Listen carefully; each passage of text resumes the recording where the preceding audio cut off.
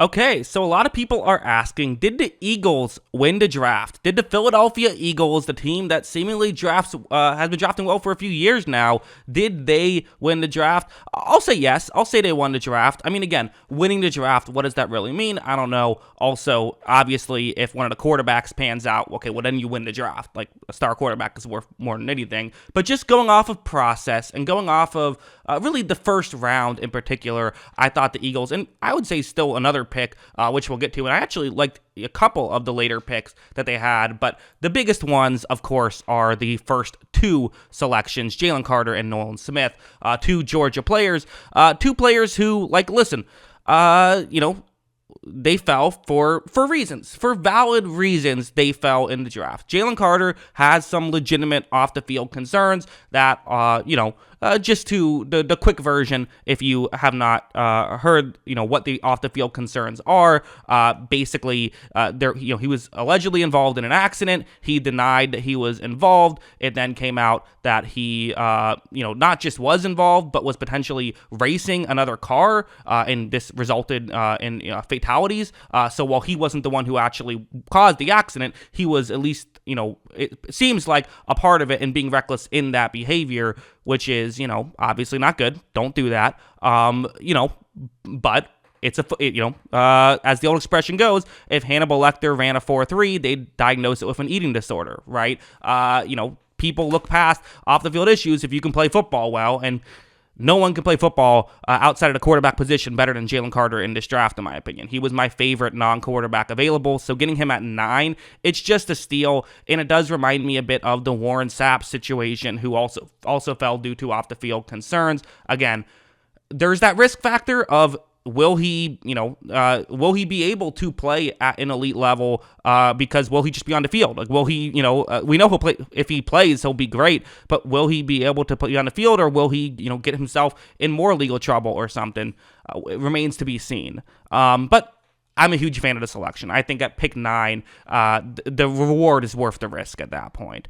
Nolan Smith, another interesting player. So he also fell, and I would also say, there's valid reasons to be concerned about him. Now, just so you know what you're looking at on the chart, you have the player name, the position they play, where they were drafted, and where they're ranked on the PFF big board, or not the PFF big board, the consensus big board. So where the, what the consensus is among everyone who did mock draft, where they ended up ranking. So Nolan Smith was 16th there. He was around 16 on my personal big board. He fell to 30. So not a massive fall. It's not a fall that makes me realize, wait, is there something that we're missing here?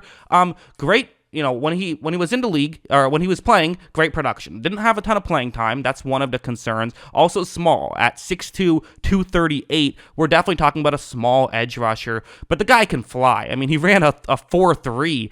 For an edge rusher, that's absurd. For a corner, that's great. Let alone edge rusher, that's fantastic. So the fact that he is so quick, again, not going to be many times he's running 40 yards, you would assume. So, how much does that matter? Well, it shows up on tape. His speed is very effective. Now, one thing you do always have to be wary of when you're drafting a player is if a guy just wins due to speed, they just win getting around tackles at the college level, it's a lot harder to do that in the NFL level. The reality is there are, guys at the NFL level are much better at protecting themselves from that kind of stuff. They're much quicker. You have to have multiple moves. You can't get by on just one thing. We see this happen all the time where there's a player who basically just does one thing at the college level, has success, and then at the NFL doesn't. We'll see if Nolan Smith is that guy. I don't think he is. I think he can do other things, and I think that his one move still will work at the NFL level. But just something to talk about as well. Tyler Steen here, drafted as a tackle, who, I think some people wonder if he was going to be a guard. He's drafted as a tackle. Maybe I'm assuming they were going to put him as a guard, though. I think that's just what they called it, because why would you have tackles? Like Malata and Johnson, you're good. You're not worried about tackles. The hope is to play guard. This was a bit of a reach. 65th on the consensus big board, they drafted him at 65, but he's 99th on the consensus big board. So that's a bit of a reach, and not one that you would love necessarily. I do care about analytics when it comes to the offensive line position. His analytics not good. So, I'm a little confused as to what exactly they saw in Tyler Steen. That's one of the rare picks that I didn't personally love from this, from the Eagles. And again, you're going to have picks that I like and picks that I dislike, right? That's just going to happen. And what do I know? I'm just a guy with a YouTube channel. Sidney Brown, safety, who, my old expression, never let a day two go by without drafting a safety. He goes at 66, which, that's round 3. So there you go. Box checked. You got yourself a safety. You want to get either a safety or a wide receiver. Again, I think he should be a solid safety. Like, I don't think there's star potential there, but he should be able to come in and, if needed, be a solid contributor right away. And so for the Philadelphia Eagles, this is kind of what you do. Like, this is how the Rams won a Super Bowl, right? Is by getting players who can just come in and be contributors, who I think that there's a very real chance he could do exactly that. Then a couple of very interesting picks. Kelly Ringo, one of them. He is a corner who, great athleticism. And that matters at the cornerback position. There's a lot of times you want to make sure you're drafting great athletes. That's a very important thing to do because great athletes translate into great players. They do.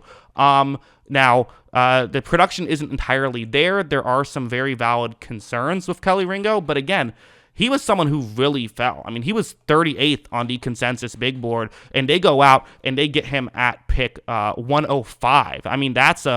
That's a massive jump, and certainly, you got to take advantage of that if you can. The guy runs a 4.3, definitely can move well. A little bit concerned about some other things, but, I think that's interesting.